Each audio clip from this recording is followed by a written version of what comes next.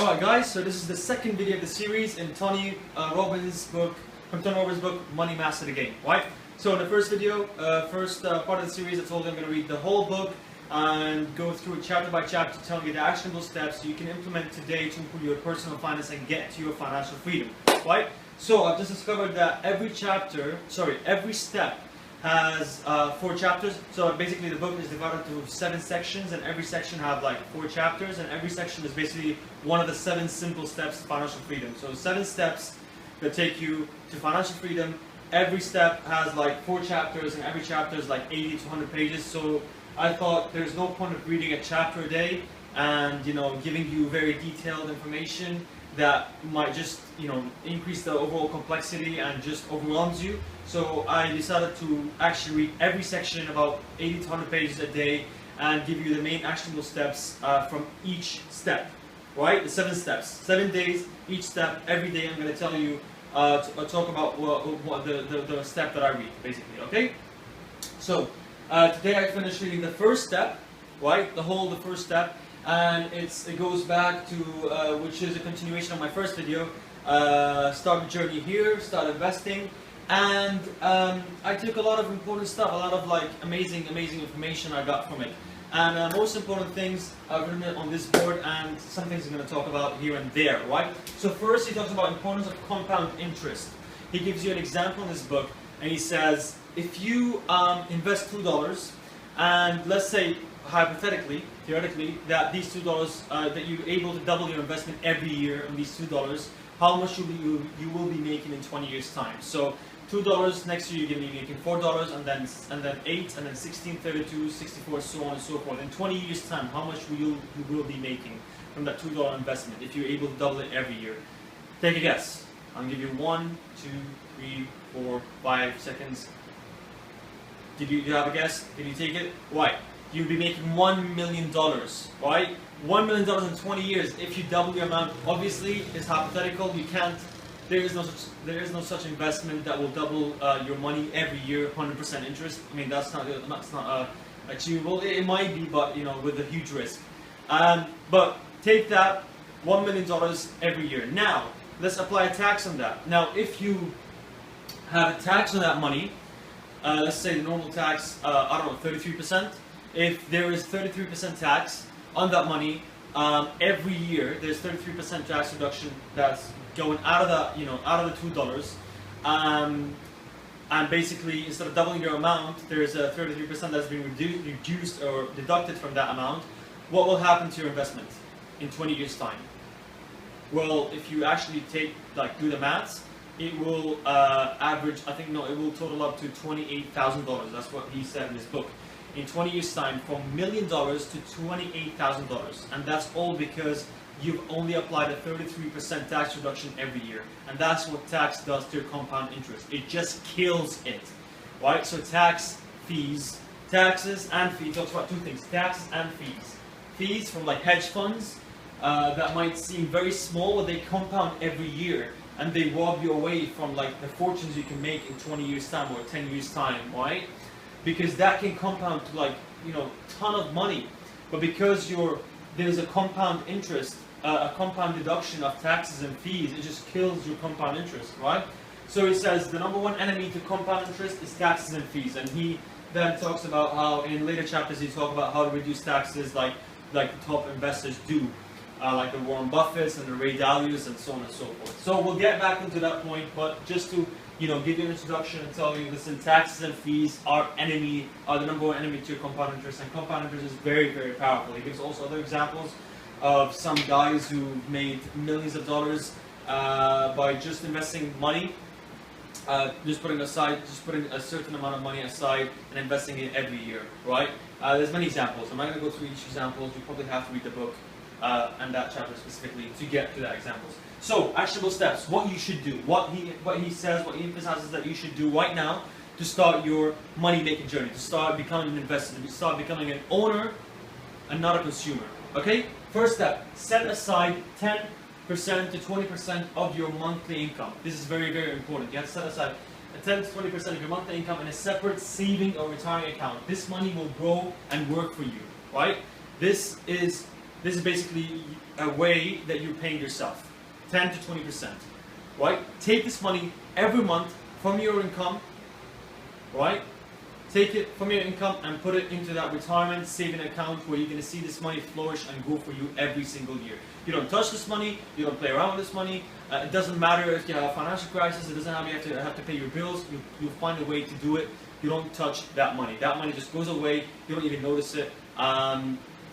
And you can't, you can't touch it, because the minute you start playing around with it, that's when, you lose your self-discipline and your investment will just go haywire, right? So you want to have a very self-disciplined, string mentality that, strong mentality, sorry, that I'm just going to take this money and invest it, put it in a separate account where I don't touch it, I just see it grow and flourish over time. Right, so that's a very, very important step. And also he talks about how to actually approach this, because it's difficult when you say, oh, I'm earning $4,000, $5,000 a month, and I'm spending every single penny because I don't have any money to save. And it's simple. It's very easy to say this, but if you actually set aside 10%, you find a way to save up, to actually live without spending that extra 10% that you're saving. It's easy, so easy. You can spend less money on buying so many drinks on a weekend. You can spend less money on buying coffee every day. If you're buying a cup of coffee from Starbucks for $4 every day, that accumulates to 4 by 30. That's accumulates to $120 a week, right? $120 a week, all right. In a year, that's about over $1,500 a year. That's so much money. You can invest that money, $1,500 a year. You can invest that in 20 years' time. It will make you $500,000 in compound interest. If you save up and invest $1,500, that's the example he gives in his book, and this is true. If you do the maths, it will come up to that number approximately. $1,500. If you invest it every year, instead of buying that cup of coffee for 20 years, you'll end up with $500,000 after 20 years. You'll buy as much coffee as you want with $500,000, right? So you can save up money. You can find ways to save up money. You don't have to eat fast food every day. You don't have to order pizzas every day. You can make some, you can buy some food, cook some food, reduce your money, reduce your costs. You don't have to go to posh restaurants. You don't have to buy posh branded clothes. I mean, you don't have to spend $80 on this jacket. You can find the same jacket for $40 from other shops, right? So take this money and commit to it. 10 to 20%. Don't play around with it. It goes in a separate fund. So actionable steps: set aside 10 to 20%. So choose a number. I personally chose 10%. If you want to go higher, the higher the better. And he suggests that when you get a pay rise, then you can put even more money into it. You can increase the percentages. But if you're not very comfortable with saving a lot of money, start with 10%. Just start with something. Even if it's 5%, just start with something. The most important thing is you start with a specific amount of money. And then second is open up a retirement account to put dedicated savings. Open up a retirement account to put dedicated savings. So if you don't have a retirement account, open up a retirement account. And that is not tomorrow, not tomorrow, not a week from now, not a month from now, no, it's today. Do it now. If it's daylight during the day, if it's daylight during, in your country, then go out to your bank and tell them, listen, I want to invest my money, open a retirement account. This is an account you don't touch. This is the account where the money goes into this account. You don't touch it, you don't see it, and it automatically goes to your portfolio, to your assets, whatever you're investing in. You don't touch it, you just see it grow, right? So go for it. Open up a retirement account to put your dedicated savings. Don't wait. Don't say I'm going to do it a week from now, a month from now, a year from now. It's not going to happen. Do it now. I'm going to do it tomorrow. Actually, I'm going to go tomorrow to my bank and open a retirement and tell them, listen, I want to have a saving account. A account where I can just put a portion of my money every month, to see it grow. Okay, this is quite funny. I've actually recorded this 3 times right now. And I've had problems. First, it was the memory. Now, I forgot to press the record button. So this is my 4th take, actually, because it's some technical issues. But anyways, we'll go to it. So we stopped at where? Open up a retirement account to put dedicated savings. Very important. Take this step right now. It's an actionable step you should really take. I'm going to do this tomorrow. Open my own account. Go to my bank. Tell them I want to open a dedicated saving accounts and put all that money that I'm going to invest, 10 to 20%. I'm going to save from my monthly income and invest it in that and put it in that dedicated saving account. I'm not going to touch it. I'm going to see it grow, make more money for me. Right? Thirdly, check Save More Tomorrow online. Check Save More Tomorrow. So this is basically a website. I think if you go to Google, type in Save More Tomorrow. It's a financial calculator. I'm losing my voice. I've been talking for 40 minutes. Save More Tomorrow, basically, it's a financial calculator where you can plug in, the amount of money that you invested with certain percentages, and you can see how much money you're going to make and accumulate over years, right? It's basically going to predict how much you're going to make from compound interest in the investments that you've made from certain portfolios and interest rates and stuff like this. Plug in numbers and you get results, right? Check it. I didn't check it yet, but you can go ahead and check it. And then the last chapter of the section, he talks about money and why you need it, and the 6 human needs. So that's a really important question that you should ask yourself. Why do you need the money? Why do you want to make more money? That's very important, because you think money is going to help you to do more things, or it's going to help you to become a better person. That's wrong, because what money is going to do is just magnify who you really are. So if you're a greedy person, it will make you more greedy. If you're a happy person, it will make you more happy. If you're a sad person, it will make you more sad. If you're a depressed person, it will make you more depressed. Right? Money is only going to magnify your own needs for it. Right? It's not going to change. It's not going to change anything. It's not going to change you from a state of happiness, sadness, or happiness, or whatever it is. It's just going to magnify what you truly are. Sorry, no one's outside. Right? So you magnify who you really are. So you gotta find. You gotta really dig deep and discover your true relationship with money and why you really need it. Okay? And he says that why you need money is dependent on the 6 human needs. So these are the human needs. These are the 6 human needs. He thinks these are the needs of why you really need money and truly why you need anything in life. I went to a seminar a few months ago, 4 months ago, and he talks about the 6 human needs. He doesn't only relate it to money. He relates it to everything. These are the basic human needs that everyone wants in life, and these are the sort of things that we live. These are the sort of reasons of why we live the way we live, why we do what we do, right? These are the 6 human needs, and they relate to money as well. So the first one, I'll go briefly through them. The first one is certainty.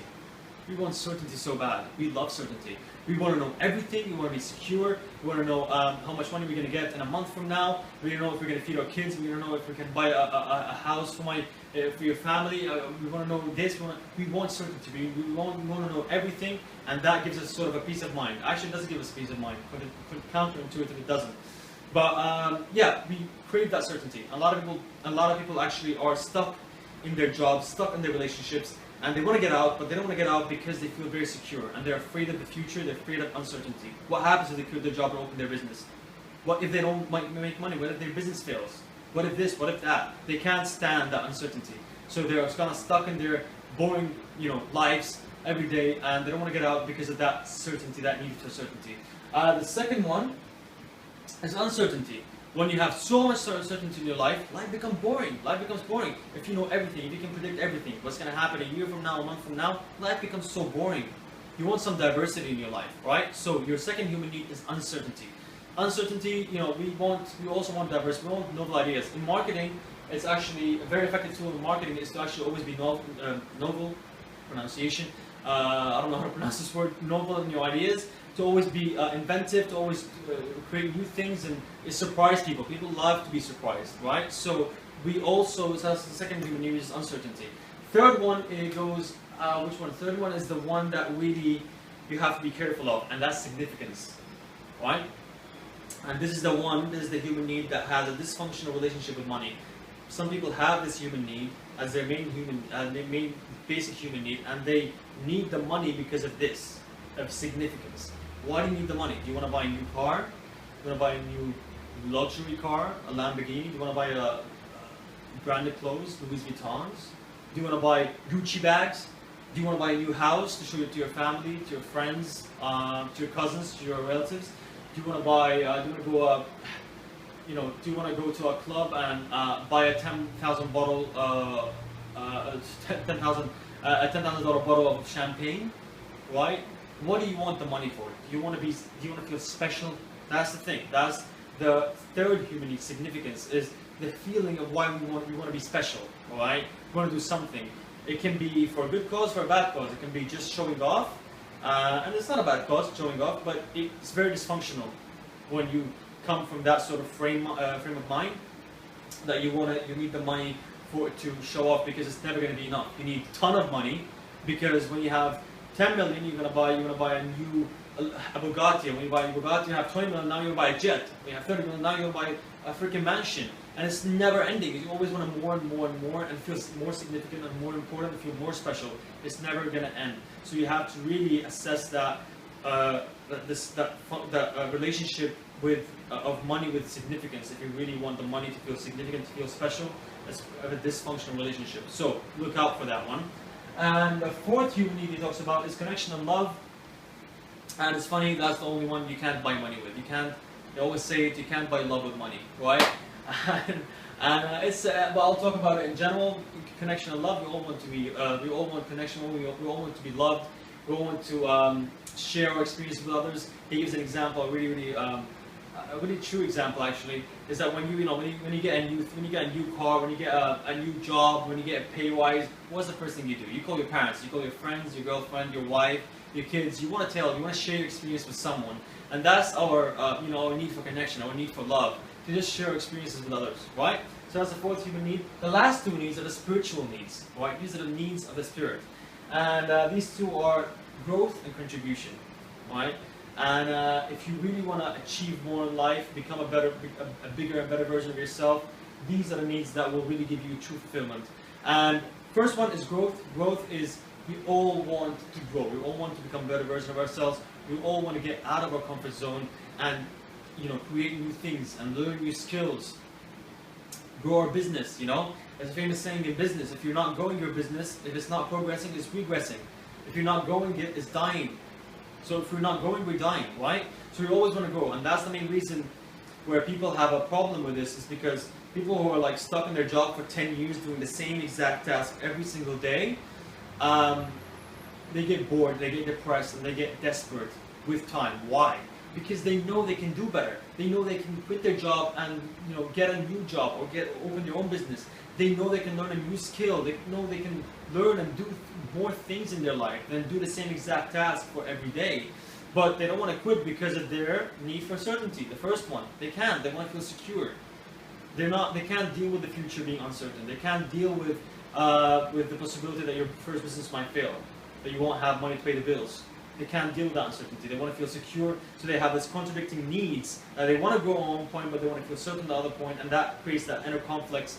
And ultimately, anxiety, depression, and stress stems from these inner conflicts, right? So the fifth one is the growth, and the sixth one is contribution and giving back, and that's really the most important human need. And Tony Robbins talks about this very touching story in his childhood. When he was 11, he had 4 fathers, and when he was 11, Thanksgiving, he had no money on the table. They had no money to buy food.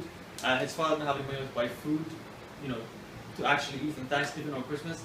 So at that time, a stranger knocked on his door, and he gave them a bunch of groceries that they used to cook a very big dinner for all their family, for the whole family. And at that point, Tony Robbins realized that strangers actually do care, contradictory to the belief that his father told him that strangers do not care. And from that point, that he made it his mission to help families and to help homeless people and provide food for the people who are in need, who don't have money to buy food. So at 17, he worked as a janitor. He scrapped up some money, saved up some money. He helped 2 families in that year. In the second year, he fed 4 families. Third year, 8 families, and then he doubled it every year. And now I think he says he feeds about 2 million families a year. 2 million families who are in need for food, who don't actually have food on their tables. And he feeds 2 million families every year. And I think from selling his book, the money he gets from his book also goes to his fundraising organization, which fed, I think, over 50 million families. So that's amazing, It's just giving, contributing back to society, giving something back. And it doesn't have to be money. It can be something as simple as a thank you. It can be something as simple as a compliment. Give a compliment to this person. You like his dress, say, you have a nice dress. You like his smile, you have a nice smile. Just give a compliment. Say thank you. Thanks for your help. Thanks for this. Thanks for that. Just that attitude, that's providing value. Share your knowledge. That's what I'm doing right now. I'm sharing my knowledge. I'm learning from this book, and I'm sharing it with everyone else. All right. Some people are maybe lazy to read these books, and I'm giving you this knowledge so you can take the most important stuff and you can apply it, and it can maybe help you and improve your life, right? So it can be something that's sharing knowledge, sharing your, what you learned, important stuff that changed your life, and you share with the people, and to help them change their lives, right? So it can be as simple as that. And yeah, so that's basically the sixth human need, contribution. And that's basically it. This is basically the chapter. Now the next chapter he talks about, so this is the first step to financial freedom, right? 2 steps. Set aside 10 to 20% of your monthly income, and then open up a retirement account to put your dedicated saving. If you already have a dedicated retirement account, awesome. Start investing 10 to 20% of monthly income. These are the actionable steps you can take from the first step to financial freedom. The second step to financial freedom, I'm going to read that step to you from the book, because that annoys it. And it goes like this. So, become the insider, section 2, step 2 to the 7 steps of financial freedom. Become the insider, know the rules before you get in the game. Okay? Break free, shattering the 9 financial myths. This is a very, very, very important chapter. Let me read you one thing before this, before I go into details on what this chapter is going to teach you.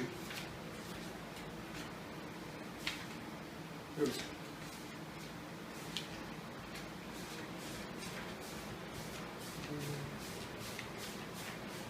Right, so it goes like this.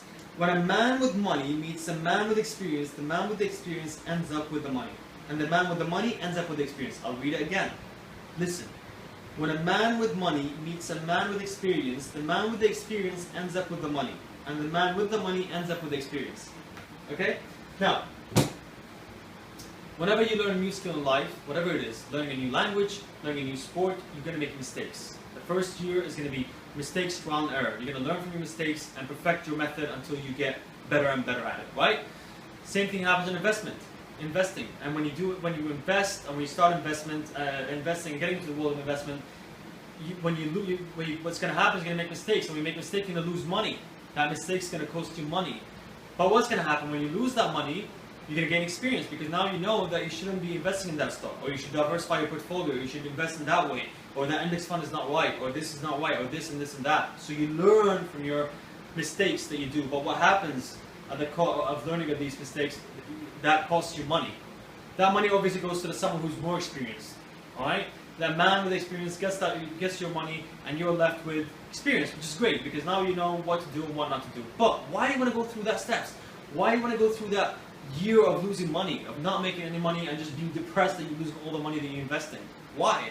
Why not know the mistakes that you should avoid, be aware about them, be conscious of them, and not do them. Do not do these mistakes. If you're aware of them, if you know what these mistakes are, then you can just avoid them. And that's what he did. That's what Tony Robbins did. He interviewed all these great investors, the 0.01%, and from his knowledge also about investment and his financial knowledge, he tells you the 9 financial myths. He busts the 9 financial myths that you should know about in order to become part of that 0.001 investors, part of the 001 investors. Because these investors, the biggest, the best investors in the world, they know these myths. They know they don't exist, and that's how they make their money. The average person like me and you don't know about these myths, and that's why they're losing their money. So he's going to tell you about these mistakes, and by knowing these mistakes, you're going to massively accelerate your journey to success. Why? To your financial freedom. Why? Because you're not going to lose money in the beginning. You're going to start making money from the get-go.